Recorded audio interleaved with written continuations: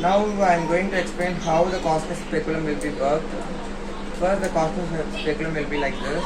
There will be two bivalve, one valve, two valve. Bivalve, which is inserted into the vagina and to visualize the cervix, and do invasive procedures such as pap smear.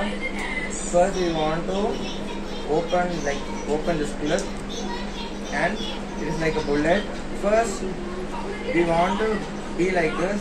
If this is the vagina or this is the intraosseous, we want to first introduce like this and just turn like this, and we want to press like this, and we want to tighten the nut to keep in position.